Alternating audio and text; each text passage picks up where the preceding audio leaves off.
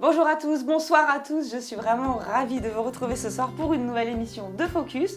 Ce soir, nous avons le plaisir immense de retrouver Samuel Malary qui est parmi nous. Merci encore 1000 fois d'avoir accepté notre invitation. Je vous retrouve tout de suite pour entrer dans le vif du sujet.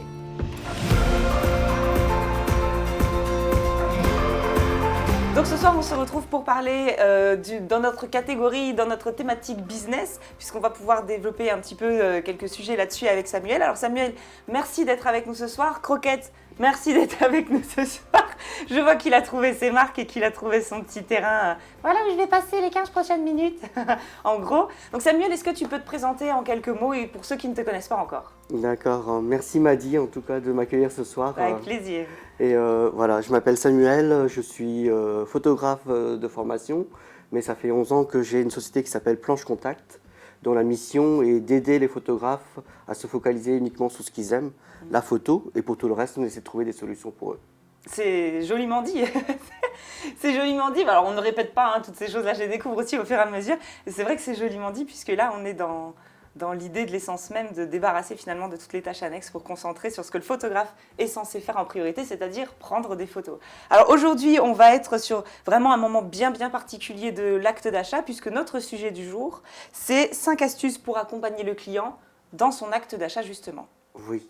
Donc, vas-y, je t'en prie. Donc, avant même de commencer par rapport à des astuces par rapport à l'achat, il faut savoir que pour moi, l'achat, ça commence dès la rencontre avec le client. Ouais, et ça, ce sera par exemple notre première astuce. Et donc, on va se retrouver tout de suite pour entrer dans le vif du sujet et avoir ces 5 fameuses astuces qui vont nous aider et qui vont aider aussi nos clients. À tout de suite.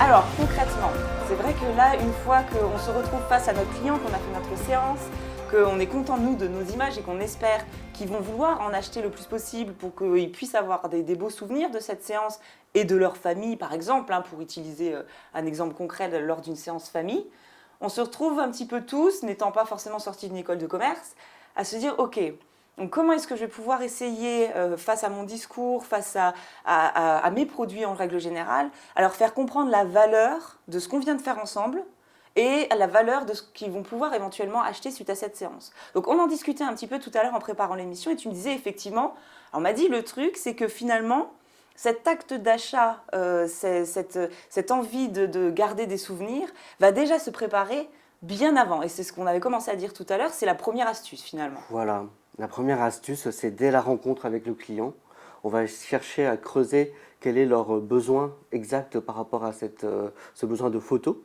Parce que le but, ça va être de tout de suite planter la graine de se projeter pour qu'ils se projettent avec l'image et qu'est-ce qu'ils vont en faire et comment ils vont en profiter réellement au quotidien.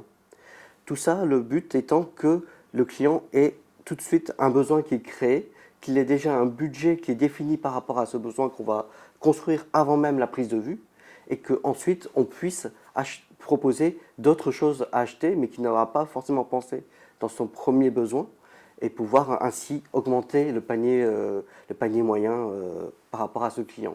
Donc si je comprends bien, en fait, ce que tu proposes ou suggères, ça va être effectivement même limite dès le premier contact, Oui. de définir avec le client une envie ou de créer une envie et un besoin peut-être par rapport à tel tirage ou tel album, etc. Bref, comme tu le dis si bien, de planter déjà la graine de ça en disant Oui. ah bah super, on sait déjà qu'on va partir sur quelque chose, qui fait que finalement ça s'annule un peu dans son esprit, Voilà. puisque cet acte d'achat-là, cet achat-là, il est déjà acté, on va dire, il est déjà Exactement. fait.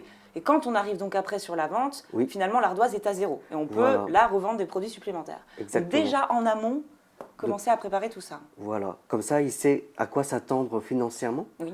et que, comme tu disais, lorsque l'on fait la projection pour présenter les images, il sait déjà qu'il va acheter ça, mais il a l'esprit libre justement et le budget libre pour pouvoir acheter des produits additionnels.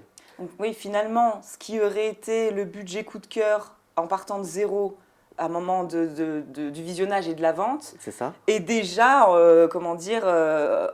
amputé. Enfin, il y a déjà eu une vente avant même. Donc Oui. finalement, on est à zéro alors qu'on est déjà à plus le prix qu'on avait prévu d'un album par exemple, Oui. mais finalement on est à zéro dans la tête du client. Donc, ce qui permet de se dire que le coup de cœur, Oui. ça ne va pas être l'album puisque celui-ci est déjà dans la tête acheter, Oui, mais on va pouvoir repartir à zéro sur d'autres coups de cœur, quoi. exactement. Vraiment ça. C'est C'est super très intéressant. utilisé dans d'autres commerces. Ouais, Quand tu achètes une voiture, tu as Mhm. forcément des options que tu n'avais pas pensé. oui, Mais déjà, dès le départ, tu voulais une voiture, tu voulais tel modèle, et que tu as des options qui se présentent et que tu dis, mince, ça c'est indispensable, ouais. j'en ai vraiment besoin. Je l'ai vécu moi-même à l'achat de ma propre voiture. Où je disais quoi, il n'y a que 5 vitesses, c'est pas possible. Quoi, c'est une essence, il n'y a pas possible. Quoi, il n'y a pas de radar de recul, mais je vais tuer des gens. Et je me suis retrouvée effectivement avec au final quelque chose de complètement surréaliste, mais au final on se rend compte, comme tu dis, que c'est indispensable. Alors que tu pars déjà à la base avec j'achète une voiture et Oui. puis schling, schling, on rajoute des options qui effectivement sont indispensables. Alors Exactement. je me permets une petite parenthèse, effectivement, dans toute cette émission, on garde bien à l'esprit qu'on n'est pas là pour vendre ou forcer à la vente ou quoi que ce soit, mais bien au contraire pour vraiment accompagner nos clients dans cet acte d'achat. Et le fait de séquencer les dépenses Mhm. permet aussi pour eux que ce soit plus facile de se faire plaisir et d'avoir du souvenir derrière. Oui. Donc l'idée n'est pas de les mettre dans le caca ou que de les endetter ou que sais-je, c'est juste que on se doute qu'ils vont avoir envie de se faire plaisir en achetant certaines images Oui. et de fractionner, on va dire, ou d'échelonner les différents paiements en anticipant déjà, en prévenant avant. Mm. Ça permet aussi la facilité de pouvoir se faire plus plaisir, quoi. Exactement. D'accord. Donc ça, effectivement, c'est vrai qu'on n'y pense pas forcément, puisqu'on a tendance à avoir un peu peur au premier rendez-vous de donner des sommes et de parler d'argent. Donc on a tendance à juste donner les frais de séance ou la plus petite somme qu'on a sur le truc pour pas effrayer. Oui. Alors que finalement, au moins, ça nous permet aussi de gagner du temps. Que le client n'ait pas l'impression de s'être fait avoir, à se dire « Ah bah d'accord, on m'avait parlé de somme à tel, bah oui, mais c'était le à partir de tout petit en bas, alors que voilà, tous les autres prix sont plus hauts. » Et comme tu dis, de préparer un petit peu le terrain. On n'y passe pas forcément, mais c'est vrai que c'est une bonne idée, quoi. Oui. Après, alors, une fois que ça y est, on a fait notre séance, les photos sont magnifiques, on sait déjà d'avance que les clients vont être ravis. C'est vrai que quand on se retrouve face aux images, avec tous ces produits devant nous, Oui. qu'on ne sait pas forcément quoi en faire, là, tu as peut-être, toi, une autre astuce justement pour les aider à se projeter un petit peu dans tout ça. Exactement. Et pour reprendre ce que tu disais, ta propre expérience quand tu as acheté une voiture et que tu disais le radar de recul, ah, je vais tuer des gens. Ne te moque pas. Alors, c'est exactement la même chose. C'est ce qu'on appelle la différence entre un bénéfice et une spécification. Un radar de recul, c'est une spécification. Par contre, ne pas tuer des gens, ça c'est un bénéfice. Et là, c'est exactement pareil. Par exemple, pour vendre un album de différentes tailles, est-ce que dans un petit livre, on voit bien les visages? Non. Est-ce que dans un petit tirage 13-18, on voit bien les visages? Et est-ce qu'on en profite de l'image? Non. Ben, ça, c'est un bénéfice de l'acheter grand parce que vous allez tout de suite voir les choses. Et surtout, si vous le projetez après, ben, par exemple avec un logiciel comme ProSelect, ils voient comment ils vont en bénéficier au quotidien et comment ils vont pouvoir revivre et revoir les visages, les expressions, les souvenirs qui sont associés à ces images. Et ça apporte de la vie au mur, ça égaye la maison, ça la personnalise et ça crée une présence. Parce que surtout pour tout ce qui concerne les photos de famille, souvent on voit aussi la valeur des photos quand les enfants sont plus là et qu'on se rend compte que ça crée une présence. Ça c'est un bénéfice. Et là on ne parle pas d'un grand format à mettre sur 80. Non, ça c'est des spécifications, on parle de bénéfices. Et là tout de suite le client est plus prompt à s'engager et comprend tout de suite pourquoi il va investir dans telle ou telle solution. Donc en fait, si je dis ça avec d'autres mots pour moi, petite blonde que je suis, Oui. navrée pour toutes les blondes, je ne veux pas avoir des Nathalie 1000 est blonde. commentaires derrière dire qu'est-ce que t'as contre les blondes? Rien du tout, c'est de l'humour. Je le suis moi-même, donc je peux me permettre.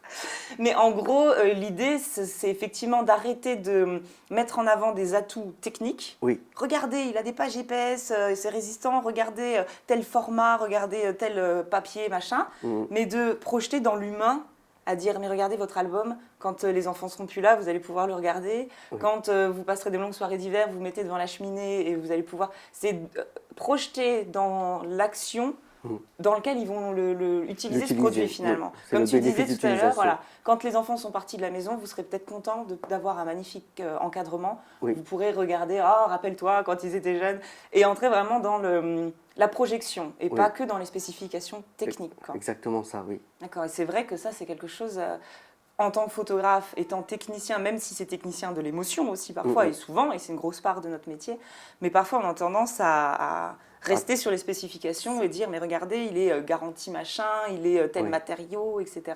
Alors que ça, les gens finalement s'en fichent. Ils ne comprennent pas forcément non plus. Oui. certains termes techniques qu'ils ne comprennent pas forcément non plus, parce que ça reste un métier comme un autre avec ses termes, alors que finalement, comme on est sur de l'émotion et de l'humain, c'est toute la carte qu'il faut jouer quand on veut vendre justement nos produits, et on veut le vendre surtout pour eux. Oui, C'est pour qu'ils puissent, eux, en profiter derrière. C'est un petit peu ça l'idée, quoi. exactement. L'humain à la place de C'est la la technique. mission même du photographe d'être témoin de la vie des gens Oui. et qu'ils puissent revivre chaque instant précieux. D'où l'importance du visionnage aussi, hein, quand on fait ce moment de découverte des images, Oui. pas envoyer par Internet une galerie ou un truc comme ça. Parce que ils sont là pour rechercher du conseil de la part du professionnel. Hein. Parce que sinon, ils pourraient le faire en autonomie avec les selfies, etc. Oui. Mais s'ils font passer par un professionnel, c'est justement parce que le professionnel va pouvoir apporter des choses qu'eux ne maîtrisent pas, ne connaissent pas.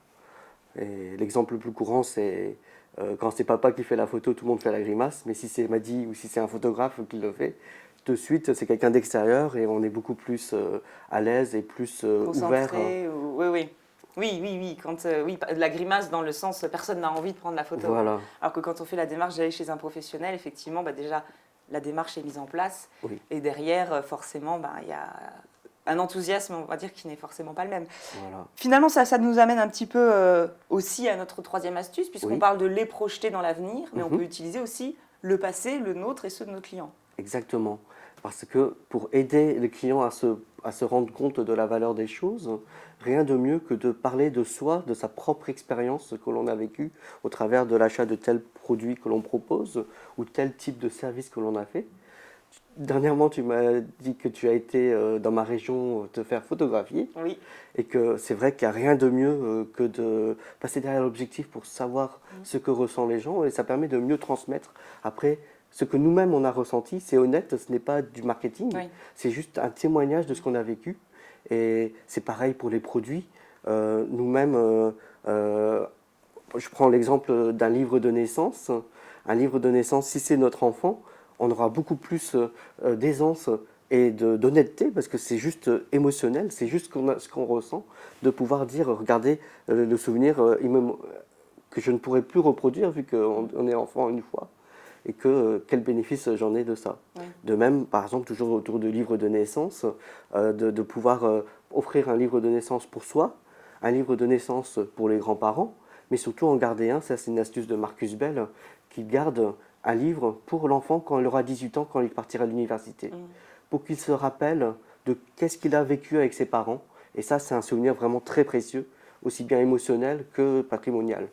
Ce qui peut, alors là je rebondis totalement spontanément sur ce que tu viens de dire, mais éventuellement ce qui peut peut-être permettre de faire un type de package de 4 albums de naissance, un pour les parents, un pour les 2 grands-parents, et un autre pour le bout de chou qu'on met de côté et quand il aura 18 ans. Voilà. Donc ça peut être aussi spontanément une idée de produit qu'on peut proposer. C'est une super idée d'ailleurs que je pense que je vais me garder de côté. Parce qu'effectivement, c'est assez sympa de se dire, en plus de se mettre un petit peu dans le secret. Croquette, ça y est, c'est bon, j'en ai trop entendu. De se mettre dans le secret et la confidentialité dans la petite combine, dans le cadeau qu'on prépare pour le bout de chou plus tard. Et de préparer cette idée là de quand tu auras 18 ans, mon fils ou ma fille, voilà, tu verras les images et tu auras ton propre album de naissance. Je trouve ça génial. C'est aussi l'album à sortir en version dossier quand il ramène la copine à la maison pour la première fois. Ah, on va sortir l'album de naissance. Voilà. C'est le fameux album, c'est celui-ci. Donc ça, c'est vrai qu'effectivement, c'est une super idée. Alors tu parlais là justement des proches, des grands-parents. Oui. Et alors au moment de la vente, on peut aussi élargir un petit peu. Suite à une prise de vue, lorsqu'on fait la projection, plus on a une salle de projection qui est grande, plus on pourra accueillir un maximum de personnes qui sont concernées, c'est-à-dire les proches, et on pense en premier lieu aux grands-parents, parce que les grands-parents, eux aussi, ont un intérêt à avoir une image de leur progéniture. Et ça permet de suite d'élargir les budgets, de ne pas en avoir qu'un seul budget qui serait celui des parents pour une photo de famille ou de naissance, mais aussi faire profiter de cette occasion de présenter à ceux pour qui la famille compte. Et en plus, c'est vrai que les grands-parents souvent ont une autre conscience encore, puisqu'ils ont vécu justement le départ de la maison, des enfants de la maison, ils ont vécu plus d'étapes encore que les parents, donc ils savent à quel point tout est fragile et ne dure pas. Et ils ont peut-être encore plus conscience.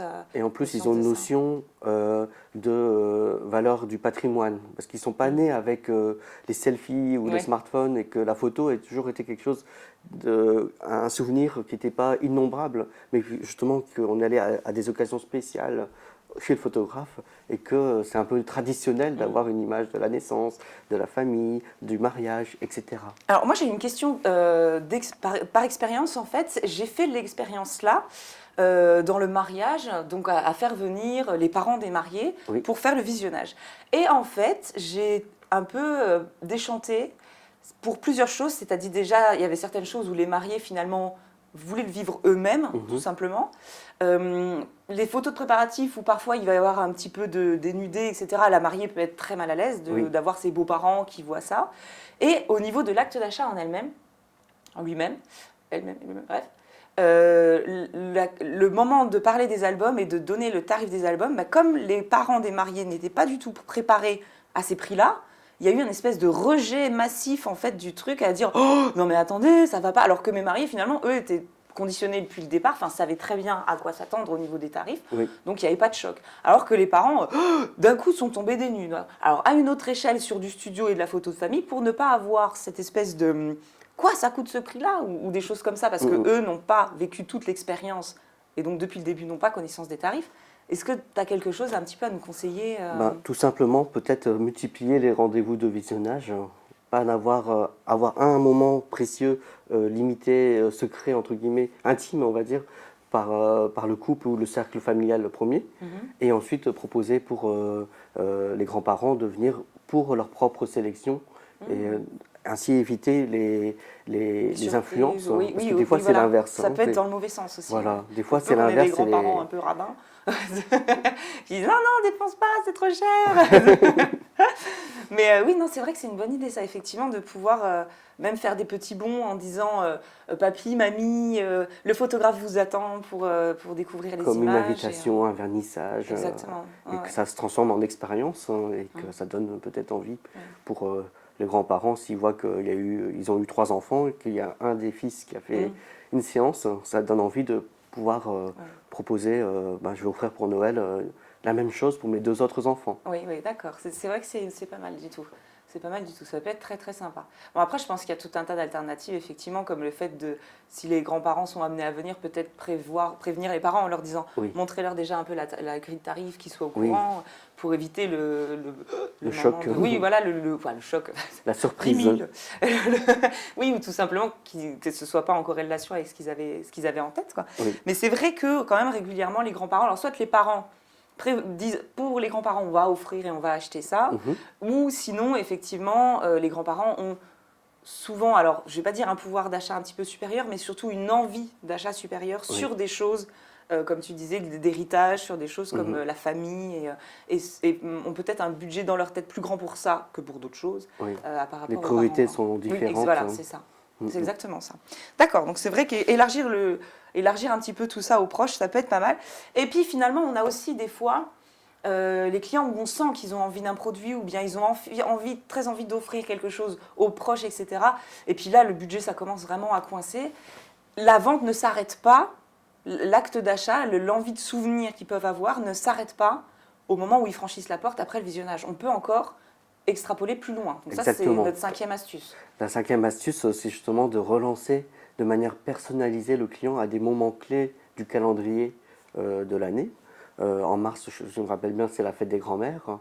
De pouvoir, vous avez aimé cette photo, pourquoi pas l'offrir avec un encadrement pour l'offrir pour la fête des grands-mères. C'est la fête des mamans, la fête des pères, ou encore en fin d'année, faire une proposition, faites des cartes de vœux personnalisées avec votre photo de famille et que vous proposez une offre déjà toute faite où il suffit juste d'appuyer sur acheter et puis exactement. Plus c'est simple, plus c'est rapide. Oui. Parce que là, spontanément, une question me traversait l'esprit, mais ça peut vraiment être l'occasion d'une autre émission, parce que là, c'est encore un long débat, on va dire. Et on est quand même nombreux à offrir le numérique avec le tirage ou des choses comme ça. Et finalement, si la personne a envie d'offrir un encadrement, il va le faire de son côté. Donc, c'est là que c'est délicat, justement, de dire, vous avez aimé telle photo, on peut vous proposer un encadrement. Et finalement, c'est là qu'il faut faciliter au maximum l'achat pour qu'ils cliquent et paf, elle soit achetée, et pas qu'ils disent, ah oui, c'est une bonne idée, je vais aller faire de mon côté. Et ça va me prendre une demi-heure. heure, alors que là, regarde, en 3 minutes, ça peut être fait. Donc les cartes de vœux, limite, elles sont déjà faites. C'est Il n'y a le plus qu'à service. cliquer, quoi. Ouais, C'est vraiment le service. Ouais, parce que c'est vrai que ça, c'est toujours un petit peu délicat, où parfois on donne des idées finalement Oui. au client et il va les réaliser dans son coin à un autre tarif et forcément aussi à une autre qualité. Mais bon, certains après sont pas regardants C'est sur quelque certaines chose choses. que c'est un minimum de temps, c'est sûr, hein, mais le retour est énorme. J'allais dire, tu as alors peut-être pas forcément des chiffres, mais des Mais retours là-dessus. On parle de mailing en général, quand Mhm. c'est pas ciblé, c'est des retours en dessous de 5%. Mhm. Quand ça commence à devenir un peu plus ciblé, c'est 1 Personnalisé. sur 10. Ouais, Mais là, énorme. quand c'est vraiment personnalisé, et en plus avec une circonstance, là, Oui. on peut estimer un tiers. C'est Ah vraiment, oui, c'est énorme. c'est vraiment énorme. Ce serait énorme, oui, effectivement. Donc, la fête des grands-mères, la fête des pères, des machins, etc. Enfin, tout est Carte de prétexte vœux, à. Black Friday. Oui, oui, oui, bien sûr. Et ça faut en profiter. C'est clair que pour nous, alors, commerçants, artisans, on va dire, le Black Friday est aussi une nouvelle occasion Oui. de créer un event. Nous, on l'a fait cette année et ça a cartonné Oui. et ça a été une Les super gens sont surprise. préparés psychologiquement à dépenser, C'est ça. à se préparer pour les fêtes de Noël, pour savoir quoi offrir. Ils sont forts, ces Américains. Parce qu'entre Halloween, ça y est, c'est bon, c'est implanté. Maintenant, le Black Friday arrive. Finalement, tous les mois, on a quelque chose pour De toute façon, relancer le business. il y a un, comment on dit ça, un dicton Oui, qui est souvent dit aux États-Unis, c'est que tu ne peux pas juste montrer et attendre que ça se vende. Il faut que tu proposes pour que ça se vende. oui, bah, c'est exactement ça. Hein. C'est exactement ça. Et parfois, on a des gens qui vont se dire « Oh, il faut qu'on réserve, c'est vrai, chez elle, il faut qu'on… » Et j'en ai eu là pour le Black Friday, par exemple, qui m'ont dit « Ah bah, c'était l'occasion, quoi. » Donc, des fois, c'est juste le petit déclencheur. Mais bon, pourquoi pas un autre sujet d'émission. Alors, c'est génial, pendant une émission, on anticipe sur 10 sujets différents. Donc, on est encore là pour un moment, quoi. Donc, si on récapitule un petit peu ces 5 points, Samuel, est-ce que tu peux nous faire un petit récap? Alors, premier point, de bien préparer le rendez-vous. Le premier contact est important. Parce qu'il faut renseigner, oui, sur le service de création des images, mais de suite projeter le client sur quelle utilisation il va en faire de ces images. D'accord. Afin qu'on puisse avoir plusieurs étapes de paiement, plusieurs étapes de budget pour que lorsqu'il vient voir les images, il a déjà, psychologiquement, il est préparé à un certain budget et que tout, après, c'est des extras. On dit toujours qu'un extra, ça peut être un tiers du budget initial. C'est énorme. Parce qu'en fait, ils ont déjà prévu et qu'ils peuvent aller C'est le petit plus, quoi. au-delà. Premier point, préparer, on va dire, psychologiquement, ou enfin déjà le préparer lors du premier rendez-vous Oui. à ce qu'il est susceptible d'acheter par la suite. Deuxième point, tu nous disais avec un langage un peu technique, parler de bénéfices d'utilisation des produits. Voilà, de savoir qu'est-ce qu'ils vont en faire et comment ils vont en profiter au quotidien. Projeter dans l'image, le moment où ils vont être face à cette image au mur ou l'album, Oui, visualiser ce moment magique. leur fierté de le montrer, de pouvoir le montrer aux collègues, le livre, Voilà, dans leur tête, etc. ils y sont, quoi. Troisième, partager les anecdotes personnelles. Alors ça peut être Oui. autant les siennes que celles d'autres clients qui ont fait la même Voilà. expérience que eux et qui ont vécu des choses avec ces produits-là. Exactement. La quatrième, D'élargir le budget avec le cercle familial. Hein. exactement. Et la cinquième est vraiment une qui m'a… Enfin, là, quand on en a parlé au moment de préparer un petit peu l'émission, je dis mais oui, mais c'est génial en fait, fallait juste y penser, quoi. Encore après, l'aventure continue. Voilà, de proposer à des occasions de fêtes, d'anniversaires, de cadeaux à offrir, des choses qui sont déjà pré-packagées pour qu'ils aient juste un clic à faire. Facilité au maximum. C'est facile au maximum, exactement. D'accord. Bah écoute, Samuel, merci 1000 fois pour tous ces conseils. Je pense vraiment que, là, personnellement, j'ai déjà plein d'idées qui sont en train de fuser dans ma tête, mais je suis une machine aussi. Mais non, mais c'est super, c'est plein de petits conseils comme ça qui font la différence. Je me permets une anecdote par rapport à Samuel qui est venu pendant 2 jours à mon studio pour nous former sur le logiciel ProSelect, que tu es donc revendeur, dont tu es revendeur en France, Oui. qui nous aide énormément à la vente aujourd'hui. Et la petite anecdote est entre autres un conseil qu'il nous a donné, je crois que c'est The Boudoir Diva qui fait ça, Oui, c'est ça. qui met une petite ardoise à l'entrée du bâtiment quand arrivent ses clients et qui écrit bienvenue, truc et machin, enfin voilà. J'ai trouvé ça génial et depuis ça, on le fait et nos clients adorent.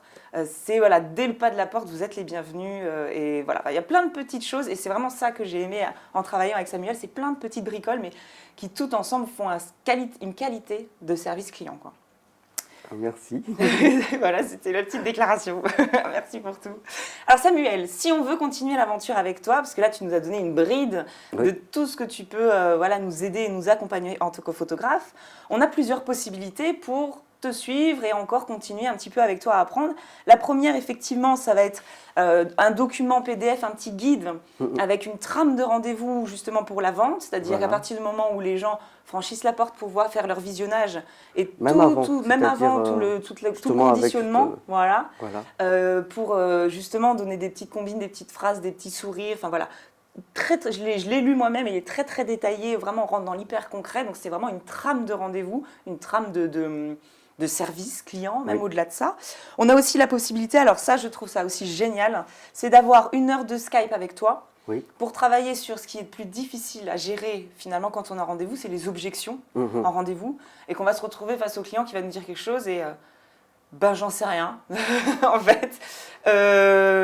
Oui, vous avez raison, en fait, il ne sert à rien mon produit, et voilà, et on se retrouve tout bête. Donc, 1 heure de rendez-vous où, justement, préparer en amont toutes les petites jeux de gestion, les anecdotes, les expériences que vous avez pu avoir et les moments de solitude que vous avez pu vivre pour ne plus les revivre et être un peu paré à toutes les éventualités. Alors, bien sûr, ça, c'est aussi l'expérience, mais si on peut gagner quelques années en partageant avec des gens qui ont déjà cette expérience, autant le faire. Hein, ça n'en est que profitable.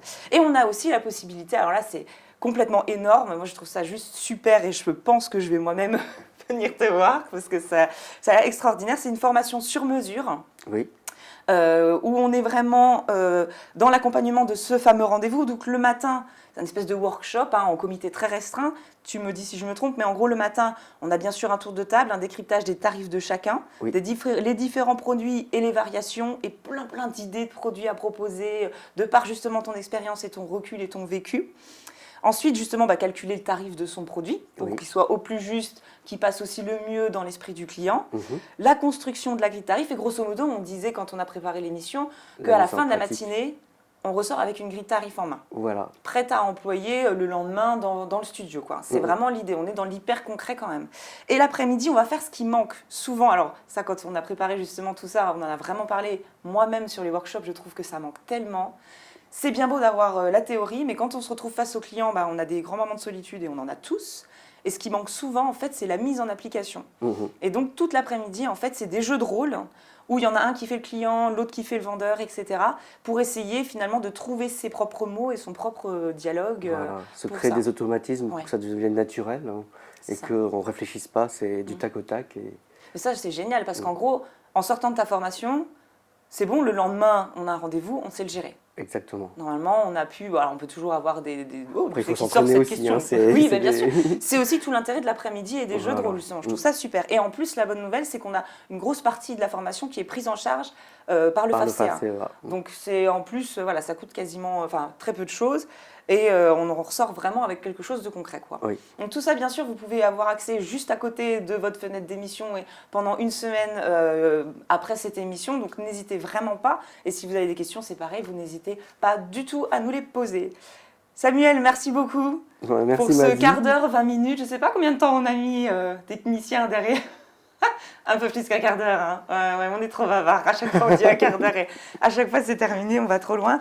Je permets aussi de rajouter que tu fais un merveilleux cadeau quand même à tous ceux qui nous regardent, puisque tu proposes un code promo pour ton nouveau projet qui est WeShoot Photo. Alors, rapidement, tu nous expliques ce que c'est ? Alors, WeShoot Photo, c'est pour faciliter les photographes à être visibles auprès des prospects. Il faut savoir que chaque semaine, il y a plus de 100 000 internautes en France qui recherchent un photographe. Par semaine. Et juste en France. Juste en France, sauf qu'on sait que même s'il y a 10 résultats sur la page de résultats de Google, c'est que les 5 premiers, c'est-à-dire les 2 sponsorisés et les 3 premiers, qui sont pris en clic au maximum en termes de visibilité générale. Nous, notre volonté, c'est justement que on crée une plateforme, une marketplace exactement, ça s'appelle une place de marché, pour que les clients, les 100 000 visiteurs de Google, puissent trouver très facilement les photographes qui correspondent à leur cahier des charges. S'ils recherchent un photographe de mariage, il ne faut pas qu'ils arrivent sur un site où il y a du mariage, des bébés, il faut encore trouver plus loin et encore plus trouver après une offre. Faciliter la recherche, quoi. Voilà. D'accord. Faciliter la recherche et l'offre. Donc ça, c'est pour l'instant sur la France, mais c'est amené à s'élargir. À s'élargir au niveau international. C'est quand même énorme. Ça, ce sera on the place quand ? Alors, ça devait être lancé là, Ouais. aujourd'hui, dans une semaine, Oui. mais on a oublié qu'il y avait la période de Noël. Et ça, c'est le donc, problème quand on est c'est pris dans le boulot, c'est qu'on a tendance à faire abstraction de le monde continue à tourner sans nous. Donc c'est lancé la finalement, première semaine de janvier. première semaine de janvier, d'accord? Donc là, techniquement, quand l'émission est diffusée, ça veut dire que c'est déjà En ligne. en ligne et c'est déjà parti. Et tu offres à toutes les personnes qui regardent cette émission pendant une semaine encore après l'émission 60 € sur l'inscription. C'est exactement. C'est juste énorme quand même. 60 € sur l'inscription pour tous ceux qui regardent l'émission en tapant le code promo FOCUS, tout simplement. Tout simplement. Merci Focus. beaucoup pour eux. Avec Merci plaisir. beaucoup d'avoir accepté notre invitation pour cette émission. Ah, c'était Ça t'a plu? belle expérience. Belle expérience. Un peu. Ça s'est bien passé, tu vois, regarde, je parle beaucoup, donc je comble, il n'y a pas Merci, de merci. Parce que Croquette, lui, est déjà parti dans les bras de Morphée, où il passe à peu près 22h sur 24, donc il n'y a pas de souci là-dessus. Quant à nous, je vous retrouve mardi prochain pour de nouvelles aventures. Merci encore d'avoir passé ces 15 plus minutes avec nous. L'aventure continue. Bonne soirée, bon appétit, bonne nuit. Et puis nous, on se retrouve peut-être bientôt pour de nouvelles bientôt. aventures. On fait comme Merci. ça. Bonne soirée!